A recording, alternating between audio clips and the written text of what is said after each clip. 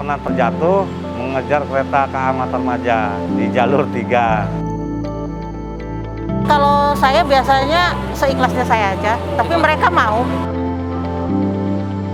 Karyawan PT KAI dan tidak berada di bawah naungan ataupun pengelolaan PT KAI.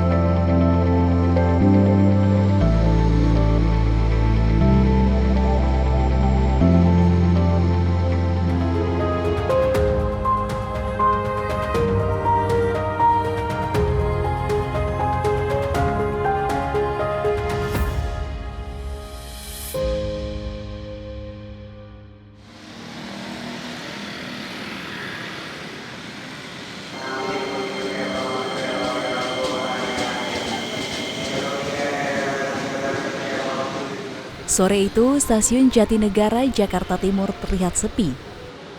Maklum, kereta jarak jauh belum tiba, ditambah jumlah penumpang kereta api yang berkurang sejak pandemi COVID-19 melanda.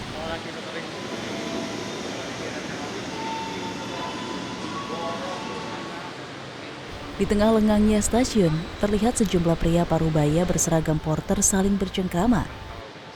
Mereka menunggu kedatangan kereta api jarak jauh untuk menawarkan jasa mengangkut barang para penumpang.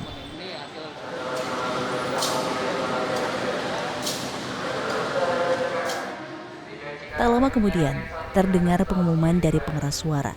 Kereta api jarak jauh tak lama lagi tiba. Para porter langsung menuju peron, bersiap menjemput Rupiah. Pak, ayo kata bentar lagi harga lawuh. Ini taruh aja dulu sini. Oh iya, iya. Jarak jauh ya? Iya. Jam berapa? Ini taruh, masuk bentar lagi. Salah satu di antara mereka adalah Soleh. Ia adalah koordinator porter di stasiun Jatinegara.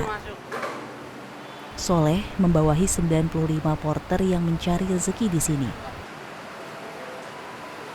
Begitu kereta api berhenti di peron, dengan sigap Soleh masuk ke dalam gerbang mencari penumpang yang membutuhkan jasanya. Yang Jatinegara. Porter, Pak. Masih ya.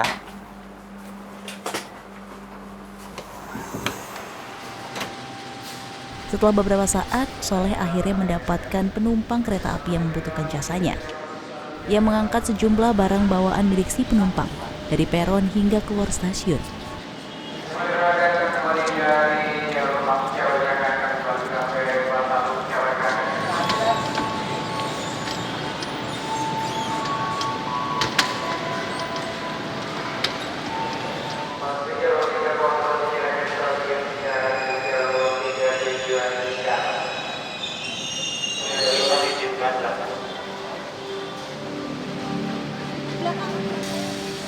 Setelah barang sampai di tujuan, Soleh pun mendapat upah atas jerih payahnya.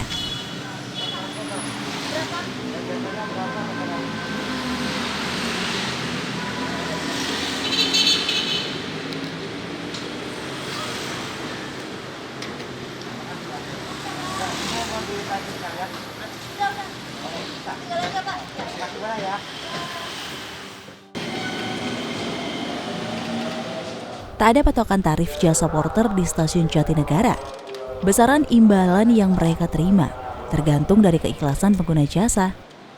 Ini artinya pendapatan porter setiap hari tidak menentu. Namun, Soleh selalu bersyukur berapapun rupiah yang ia bawa ke rumah.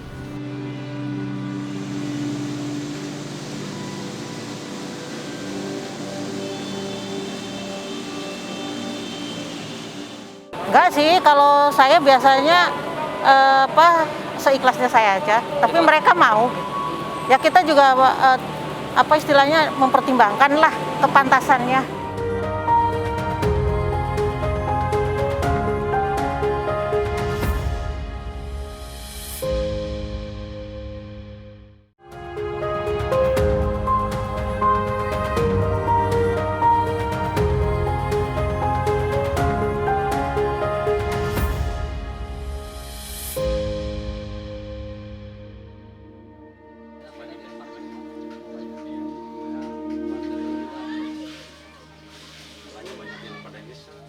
Soleh sudah 25 tahun menjalani profesi sebagai porter di stasiun Jatinegara, Jakarta.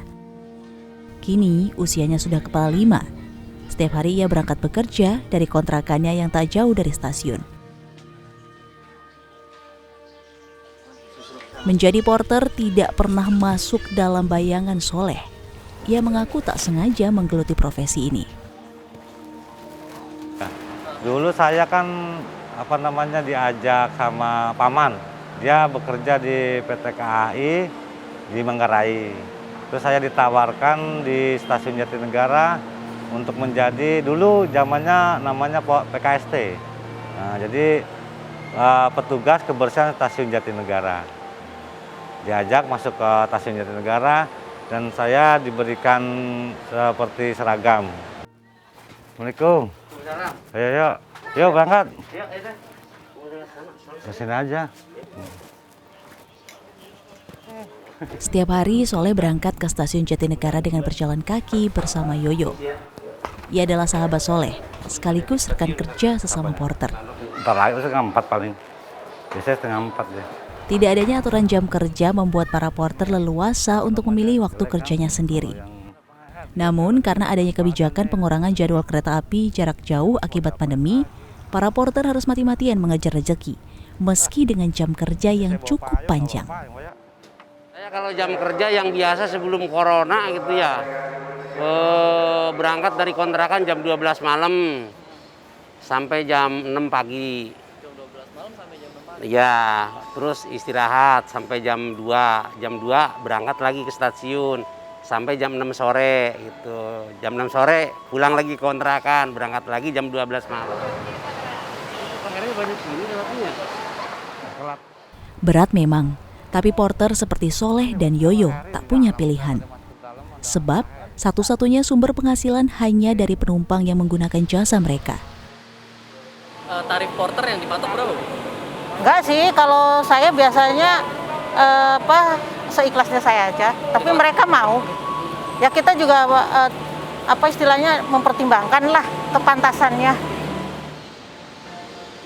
Namun ada juga penumpang yang menggunakan jasa porter walaupun tidak begitu kesulitan membawa barangnya. Hal itu mulai dirasakan oleh Yoyo, terutama saat di masa-masa sulit akibat pandemi saat ini. Ya kalau menurut saya nih ya untuk sekarang ini gitu lain dengan dulu gitu deh. Mungkin kalau sekarang penumpang kebanyakannya jadi ngelihat porter tuh yang kasihan kali. Bukan karena kerepotan, kayaknya itu. Ini tebakan saya gitu. Kenapa bisa punya pikiran gitu? Ya sekarang kan koper udah ada rodanya. Ya ditarik juga sama dia sendiri kan bisa deh. Paling tas gemplok bawaannya. Ya kalau ngelihatnya kasihan sama porter mungkin ya itu nyuruh bawain gitu. Udah jarang yang bawa-bawaan berat-berat nggak kayak dulu deh. Karung kan dulu mah, kardus gede-gede.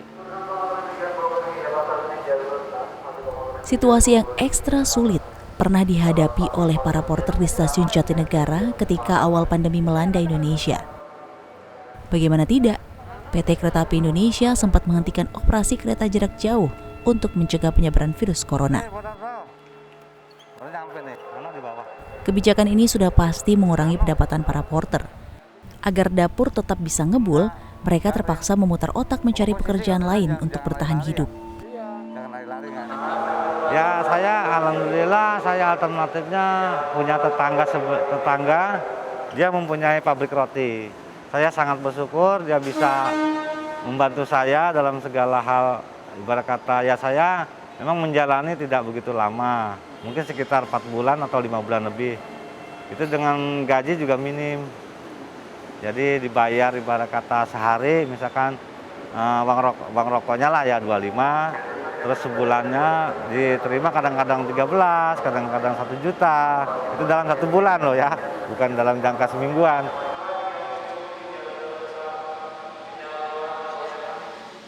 Meski saat ini perjalanan kereta api jarak jauh sudah mulai kembali beroperasi, tak sedikit porter di Stasiun Jatinegara memilih tak kembali dan menjalani pekerjaan barunya. Menurut Soleh, dari 95 porter yang terdaftar di Stasiun Jatinegara, saat ini hanya menyisakan 10 hingga 15 porter yang aktif bekerja. Mereka kan tadinya sudah condongnya itu di di stasiun aja. Setelah mungkin dia pulang ke Jawa, mungkin ada yang ikut tani, ada yang ngurusin kebunnya, yang ada juga yang ikut di proyek, mungkin ikut saudaranya. Nah, juga ada yang buka usaha dagang di rumahnya, seperti teman saya yang di Kerawang itu, dia buka dagang sembako kalau nggak salah. Bekerja sebagai porter memiliki sejumlah tantangan, bahkan resiko yang mereka hadapi seringkali mengancam nyawa. Saya pernah terjatuh mengejar kereta KA Matarmaja di jalur 3.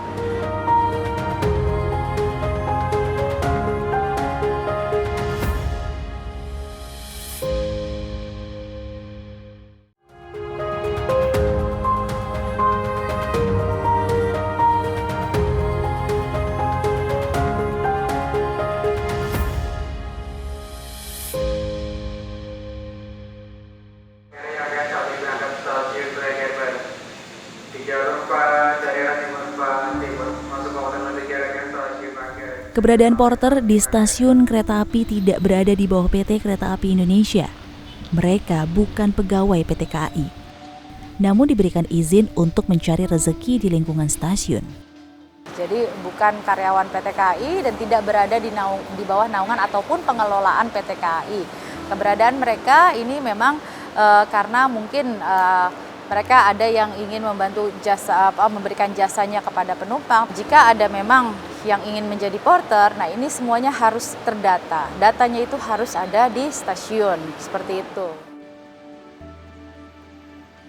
Meski bukan pegawai PT KAI, solidaritas para porter sangat tinggi, kata Sarjito yang sudah 20 tahun menjadi porter. Solidaritas itu tumbuh, salah satunya jika ada porter yang tertimpa musibah. Ya kalau pokoknya ada musibah, keluarga musibah, dia pada kolektifan gitu. Ya bersaudara kolektifan lah, berapa aja kolektifan gitu. Jadi kita ada persaudaraan, ada saling inian gitu. Kalau ada siapa yang kena musibah, langsung bikin kolektifan gitu aja udah bagi langsung. Bekerja sebagai porter juga memiliki resiko yang cukup tinggi. Apalagi para porter harus bergerak cepat untuk mencari penumpang ketika kereta baru tiba di peron. Soleh pernah mengalami kecelakaan kerja pada 15 tahun lalu. Akibatnya, ia terluka dan tak bisa bekerja selama 2 bulan. Saya pernah terjatuh mengejar kereta KA Matarmaja di jalur 3. Itu memang kesalahan saya tersendiri, saya berlari dan menginjak kaki penumpang. Sedangkan pada saat itu kan penumpang bebas dan penuh gitu. Dia mau turun, saya naik, keretanya masih berjalan. Saya menginjak kakinya, saya terpleset. Akhirnya saya ke bawah arus sampai lebih 3 meteran lebih lah.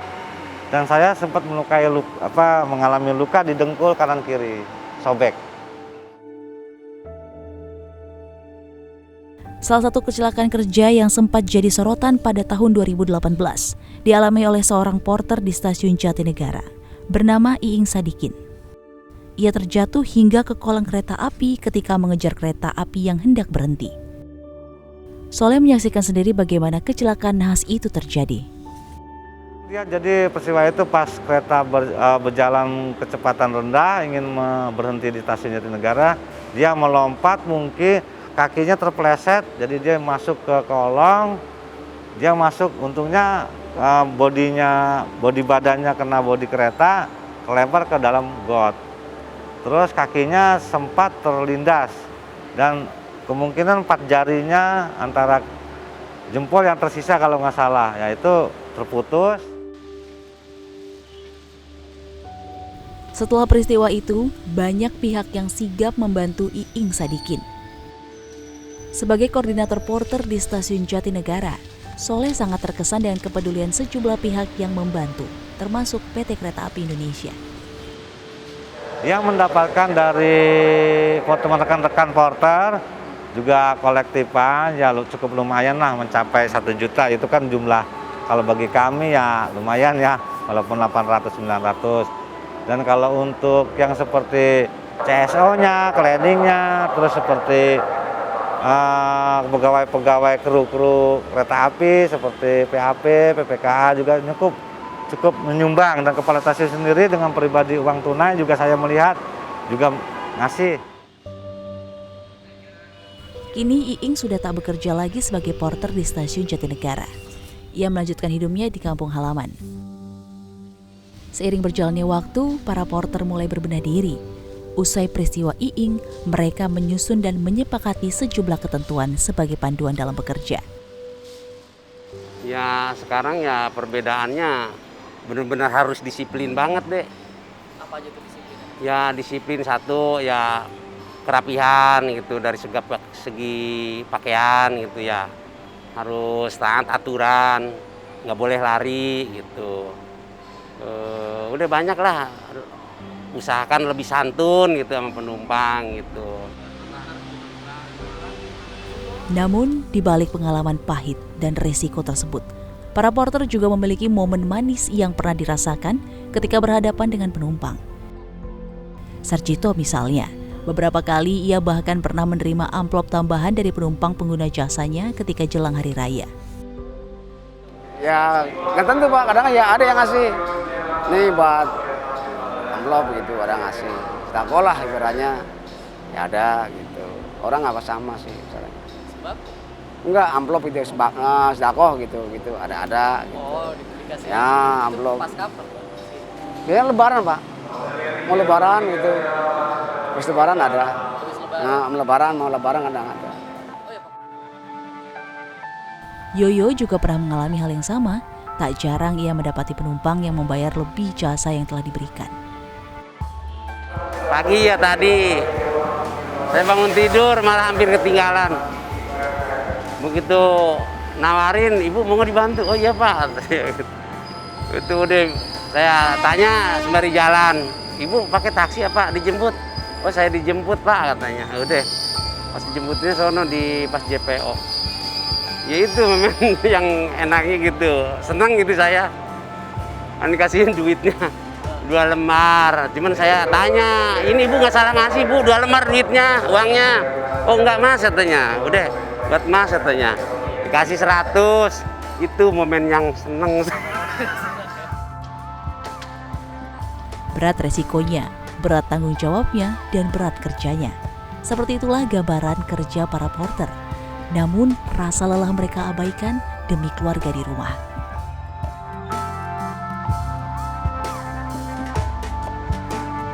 Ya mudah-mudahan sih kereta di sini normal lagi ya dulu lagi. Iya, jadi pendapatan agak lumayan gitu.